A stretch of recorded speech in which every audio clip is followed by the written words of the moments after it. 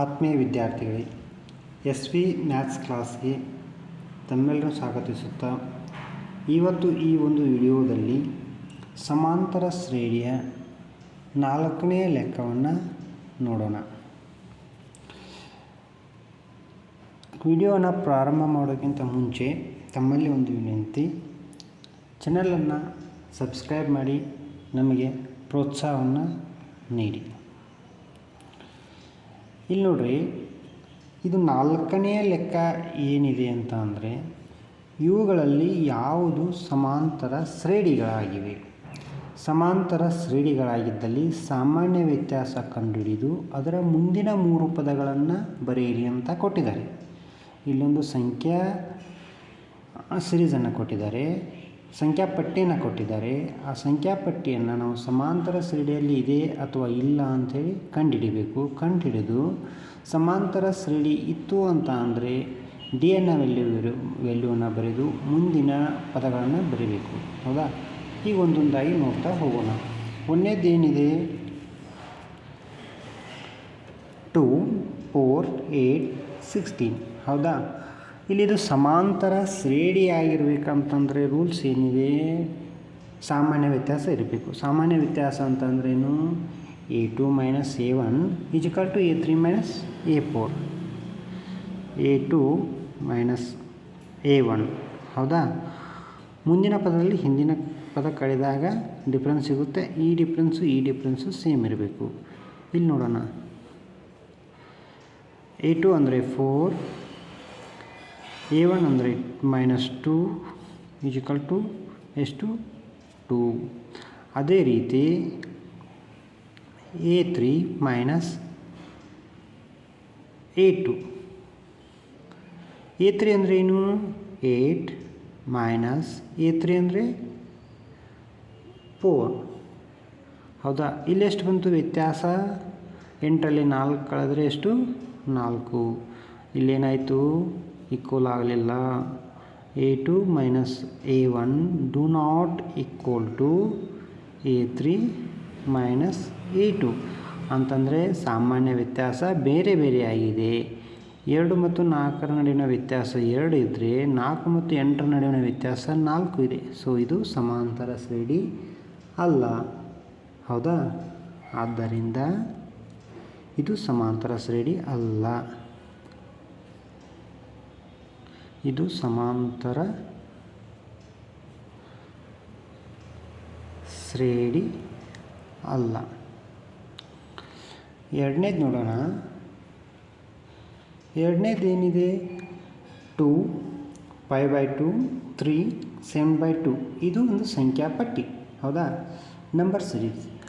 ಇಲ್ಲಿ a2 - a1 ಏನಾಗುತ್ತೆ, a2 ಅಂದರೆ 5/2 -2, a1 2. 2 4, 4ರಲ್ಲಿ 5ರಲ್ಲಿ 4 ಆದರೆ 1, ಎಷ್ಟು, 1/2. ಅದೇ ರೀತಿ ಇದನ್ನು ನೋಡೋಣ, a3 - a2. ಹೌದಾ? a3 ಅಂದರೆ ಎಷ್ಟಿದೆ, 3 ಇದೆ. a1 a2 a3 a4. ಹೌದಾ? a3 ಎಷ್ಟು, 3 -a2. a2 ಅಂದರೆ 5/2. 5/2. 3 2 6, 6ರಲ್ಲಿ 5 ಕಳೆದ್ರೆ 1, 1/2. ಇಲ್ಲಿ ಏನಾಯಿತು, ಇಲ್ಲಿ a2 - a1 = a3 - a2. ಹೌದಾ? ಇಲ್ಲಿ ನೋಡಿರಿ, ಸಾಮಾನ್ಯ ವ್ಯತ್ಯಾಸ ಏನೈತಿ, ಡಿ ಅನ್ನೋದು ಸೇಮ್ ಇದೆ. a2 - a1 = 1/2, a3 - a2 = 1/2. ಹೌದಾ? 1/2. ಆದ್ದರಿಂದ ಇದೇನು, ಒಂದು ಸಮಾಂತರ ಶ್ರೇಣಿ ಆಗುತ್ತೆ. ಇದು ಸಮಾಂತರ ಶ್ರೇಣಿ ಹೌದು. ಹಾಗಾದರೆ ಇಲ್ಲಿ ಮುಂದಿನ ಪದ ಬರೀಬೇಕಾ? ಇಲ್ಲಿ ಏನೆಂದಿದ್ದಾರೆ, ಮುಂದಿನ 3 ಪದಗಳನ್ನು ಬರೆಯಿರಿ. ಮುಂದಿನ 3 ಪದ ಯಾವ ರೀತಿ ಬರೀಬೇಕು, ಫಾರ್ಮುಲಾದೆ ಆ ರೀತಿಯೂ ಬರೀಬೋದು, ಅಥವಾ ಈ ಪದದಲ್ಲಿ ಡಿಯನ್ನು ಡಿಫ್ರೆನ್ಸನ್ನು ಕೂಡಿಸ್ಬೇಕು. ಡಿ ಅಂದರೆ ಎಷ್ಟಿದೆ? 1/2. ನಾವು ಡಿಫ್ರೆನ್ಸನ್ನು ಕೂಡಿಸ್ತಾ ಹೋಗೋಣ. ಮುಂದಿನ 3 ಪದ 7/2 ಪ್ಲಸ್ 1/2 ಈಕ್ವಲ್ ಟು ಎಷ್ಟಾಗುತ್ತೆ? 4 ಆಗುತ್ತೆ. ನೆಕ್ಸ್ಟು 4 ಈ ಪದದಲ್ಲಿ ಡಿಫ್ರೆನ್ಸನ್ನು ಕೂಡಿಸ್ಬೇಕು. ನೆಕ್ಸ್ಟ್ ಪದ ಬರಬೇಕಾದ್ರೆ ಈಕ್ವಲ್ ಟು ಎಷ್ಟಾಗುತ್ತೆ? 9/2. ಮತ್ತು ಈ ಪದದಲ್ಲಿ ಮತ್ತೆ ಡಿಯನ್ನು ಕೂಡಿಸ್ಬೇಕು. ಆವಾಗ ಮುಂದಿನ ಪದ ಸಿಗುತ್ತೆ. 9/2 ಪ್ಲಸ್ 1/2 ಈಕ್ವಲ್ ಟು ಎಷ್ಟು? 5. ಹೌದಾ? ನೆಕ್ಸ್ಟು ಮುಂದಿನ ಸಮಸ್ಯೆ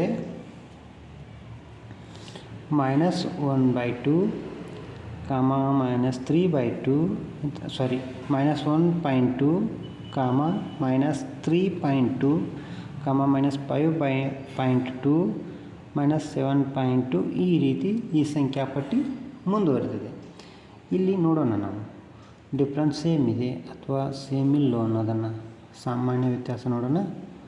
a2 - a1. a2 ಅಂದರೆ ಎಷ್ಟು? -3.2. a1 ಇದು a1 ಮೈನಸ್ ಬ್ರಿಕೆಟ್ ಆಫ್ -1.2. ಹೌದಾ? ಇಲ್ಲಿ ಏನಾಗುತ್ತೆ? ಇದು ಮೈನಸ್ ಇಂಟು ಮೈನಸ್ ಪ್ಲಸ್ ಆಗುತ್ತೆ. Plus 1.2 3.2 equal to -2. a3 - a1. a3 -5.2 minus bracket -3.2. ಇಲ್ಲಿ ಇನ್ನೊಂದು ಸ್ಟೆಪ್ ಬರ್ತಾ ತೋರಿಸ್ತೀನಿ ನೋಡಿ. -5.2 ಮೈನಸ್ ಇಂಟು ಮೈನಸ್ ಪ್ಲಸ್ 3.2 -5.2ದಲ್ಲಿ ಪ್ಲಸ್ 3.2 ಅನ್ನು ಹಾಕಿದ್ರೆ ಎಷ್ಟು ಬರುತ್ತೆ? -2. ಇಲ್ಲೇನಾಯಿತು? ಇಲ್ಲಿ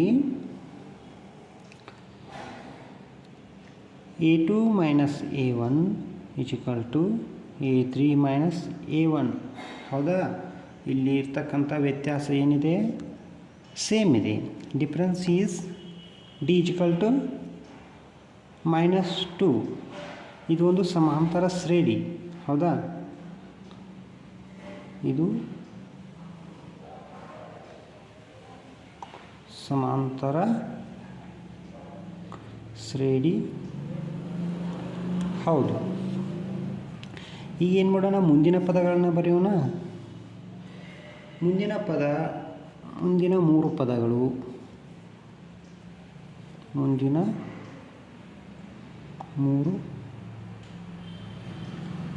ಪದಗಳು ಯಾವ ಬರುತ್ತೆ?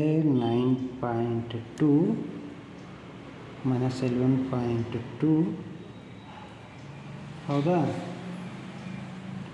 -11.2 13.2. ನೆಕ್ಸ್ಟು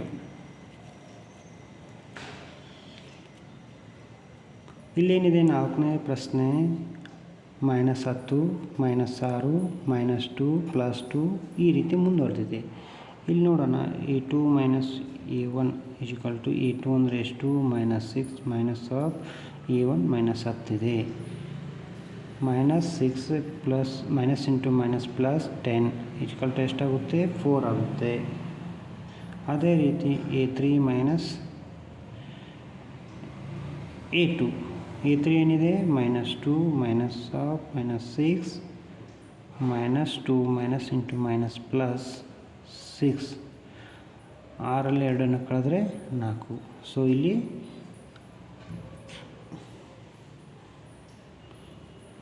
ಏನಿದೆ?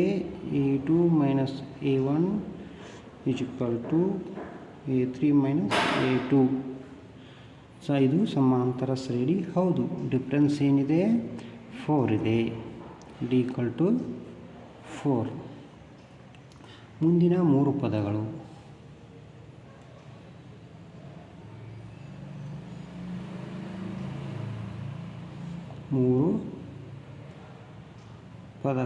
ಯಾವ ಬರುತ್ತೆ? 6 10 ಮತ್ತು 14. ಹೌದಾ? ನೆಕ್ಸ್ಟ್ ಸಮಸ್ಯೆ ನೋಡೋಣ.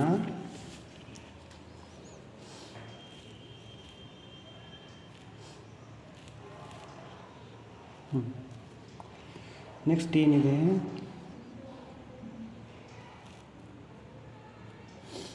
3, 3 + √2, 3 + 2 √2, 3 + 3 √2. ಓಕೆ, ಇಲ್ಲಿ ನೋಡೋಣ. a2 - a1. a2 ಅಂದ್ರೇನು? 3 + √2 - 3. ಈ 3 ಕ್ಯಾನ್ಸಲ್ ಆಗಿ ಏನಾಗುತ್ತೆ? √2. a3 - a2. a3 ಅಂದ್ರೇನು? 3 + 2 √2 - 3 + 2. ಹೌದಾ? ಏನಾಗುತ್ತೆ? 3 + 2 √2 - 3 - √2. ಇಲ್ಲೇನು ಉಳ್ಕೊಳ್ಳುತ್ತೆ? ಡಿಫ್ರೆನ್ಸು = √2. 3 ಕ್ಯಾನ್ಸಲ್ ಆಗುತ್ತೆ, 1 ರೂಟ್ ಹೋಗಿ 1 √2 ಉಳ್ಕೊಳ್ಳುತ್ತೆ. ಹೌದಾ? ಡಿಫ್ರೆನ್ಸ್ D = ಎಷ್ಟು? √2.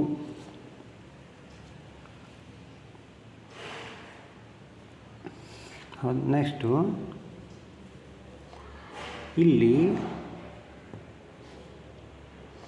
a2 - a1 = a3 - a2. ಇದು ಸಮಾಂತರ ಶ್ರೇಣಿ ಹೌದು. ಹಾಗಾದರೆ ಇಲ್ಲಿ ಮುಂದಿನ ಪದಗಳು, ಮುಂದಿನ 3 ಪದಗಳು ಯಾವ ಬರುತ್ತೆ? 3 + 4 √2, 3 + 5 √2, 3 + 6 √2. ಇವಾಗ ಇದನ್ನು ನೋಡಿ. a2 - a1 = a2 ಅಂದರೆ ಏನಿದೆ? 2, 2. a1 0.2. 0.22 ಅಲ್ಲಿ 0.2 ಅನ್ನು ಕಳೆದಾಗ ಎಷ್ಟು ಬರುತ್ತೆ? = 0.02. a3 - a2 = a3 0.22 - 0.22 ಎಷ್ಟು ಬರುತ್ತೆ? 0.002. ಹೌದಾ? ಇಲ್ಲಿ a2 - a1 do not equal to a3 - a2. ಆದ್ದರಿಂದ